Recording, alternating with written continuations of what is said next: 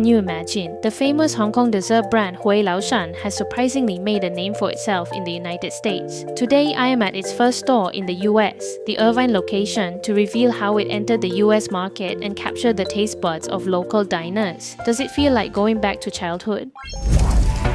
You're so wild, I'm not gonna fight it, hypnotized.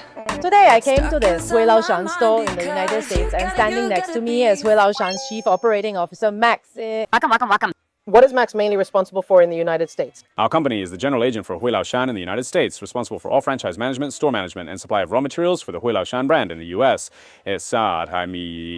Hui Lau Shan comes from Hong Kong, founded in 1960. The brand's recognition and the acknowledgement of its dessert quality are particularly high here. This store is actually our first location in the United States, opened in the summer of 2019. The first choice was Irvine, with two universities, UC Irvine and IVC, and a particularly high median family income. The weather in Southern California is especially suitable for our brand's establishment. Yes, this place is indeed very good. We often come here to eat. In these 6 years, how many stores are there in the United States now?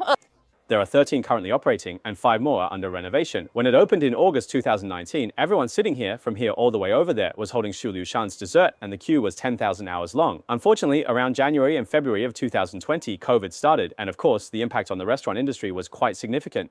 Okay, let's go in and take a look. All right, please. Do you have any special techniques for choosing locations? First, primarily, we are a dessert place, not fast food, so we hope to choose locations in plazas with a lot of foot traffic where many people come. Currently, the busiest time is actually after dinner, so after everyone finishes their meal, they can enjoy a refreshing dessert. It's also quite busy in the afternoon when the weather is hotter. Here, actually, we require each of our franchise stores to have something called sent over from the Hong Kong headquarters, these representative traditional desserts of Hui Lau Shan. When landing in the United States, this is very helpful for us. Many white people and others who were initially unfamiliar with the Hui Lau Shan brand, once they walked into the store, they immediately understood what the store was about. It has ice cream, chewable items, and these items. Actually, our best seller, the #1 mango chewable, is Mango Sago, which is original. I know that now many stores have this item, but actually the pioneer should be Hui Lau Shan, as it was created by Hui Lau Shan. Mango Romance also sells very well because it contains mango mochi, mango slices, mango juice, and mango pieces. I would like to ask, what is the price here in the United States? It's under $8, regular size. What is the target customer group for Hui Lau Shan now? Are there more Asian people coming to eat? Each place is a bit different. Seattle, Northern California has a few. Vegas, Texas has 5 stores. Like the Irvine location, although we know there are many Chinese people in Irvine, the proportion of Chinese people in our store is actually very low. Yes, the duration might be a bit longer, but there are actually quite a few locals coming in. In the Bay Area, for example, the most frequent users in IT companies are Indians, so the proportion of Asians is a bit higher. In places like Texas, the main consumer group is white people. Can I ask approximately how much is the monthly revenue of the best performing Hui Lau Shan store right now?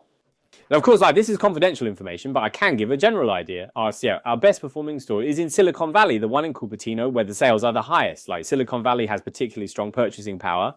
Yes, a bit higher. High unit price, strong purchasing power, right? Let's also give a preview. On November 18th, we will be going to the Hui Lau Shan office and the behind-the-scenes warehouse to take a look. We have also invited Max to give us an in-depth sharing on site. Also, there are a few well-known entrepreneurs in the catering industry, so everyone is welcome to sign up and join us. Currently, Hui Lau Shan in the United States operates on a franchise model with no direct operations. Some viewers might be interested, especially investors. If it's a franchise, could you explain the process? When inquiring, they recognize our brand, the brand's appeal, and product acceptance, and we will introduce them to the specific process of franchising, such as the franchise fee, the applicant's qualifications, and whether they have any experience in the food and beverage industry. We know that opening a store in the United States is not cheap, so we conduct certain assessments, which is equivalent to mutual understanding. How much is this, and can you roughly talk about how much investment is needed?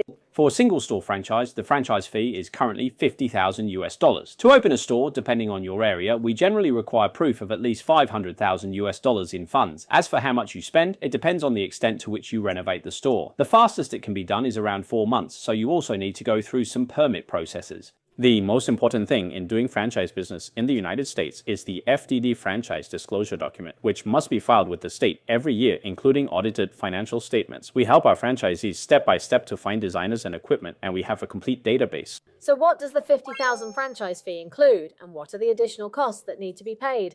Including obtaining the rights to operate this brand, as I just mentioned, step-by-step consulting is all included. Before opening the store, come to our Irvine store for training, which is also free, lasting about 2 weeks. When opening the store, we usually send out a supervisor, generally 2 people, to assist them in the first week of opening because the first week is usually quite hectic. Product development, social media, and all these things are included in our package. Our research and development team includes our interior designer who will take care of making posters and all these things. So the additional main ancillary costs are only for designing store decoration and machine operation. This is the biggest difference between a franchise and creating your own brand, which is that everything has a template and you can just copy and paste it. These are all the headquarters recipes of Hui Lau Shan.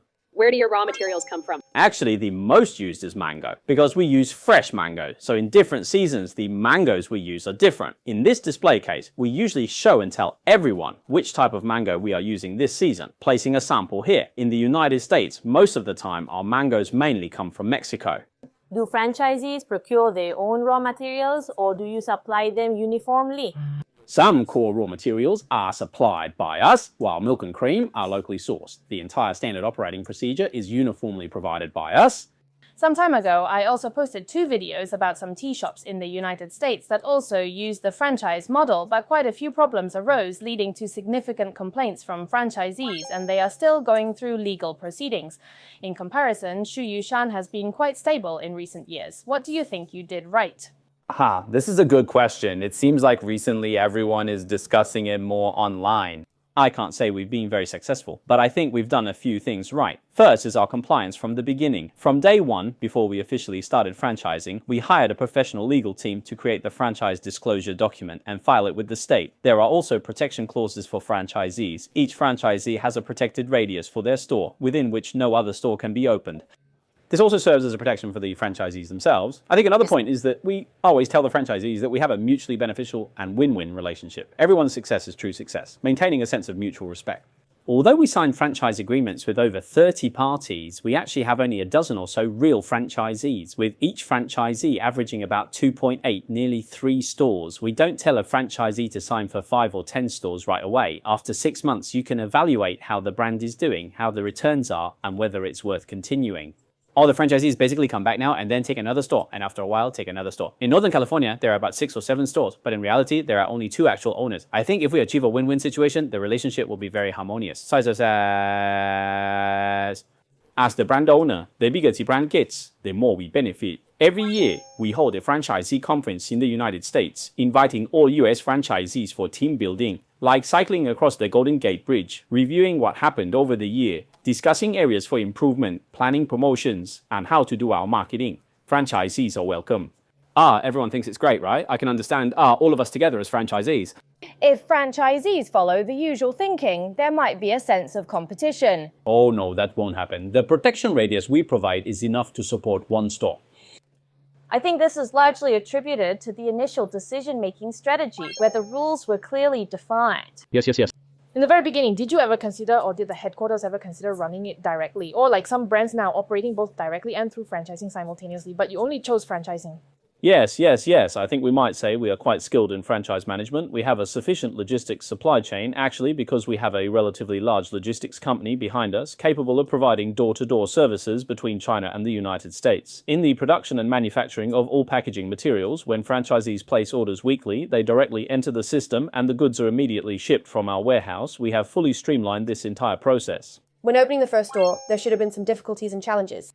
This is a product from Irwin Company. Because of prior preparation, we signed a turnkey agreement with Irwin Company. A turnkey means Irwin Company is responsible for helping us with the renovation, even though the interior design is done by us. This actually avoids a lot of hassle because, during the entire construction process, there are dealings with the landlord, CIT, health and fire departments. All these things are taken care of by Irwin Company, so we avoid them.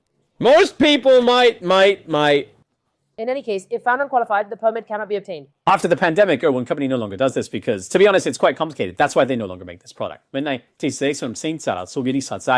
The biggest challenge at that time was mainly the consideration of raw materials, especially fresh mangoes. As I mentioned earlier, a store like ours needs more than one pallet of mangoes a day. In Hong Kong, they use Philippine Carabao mangoes, but fresh mangoes from the Philippines are not allowed to enter the United States, so we spent a long time finding mango suppliers in North America.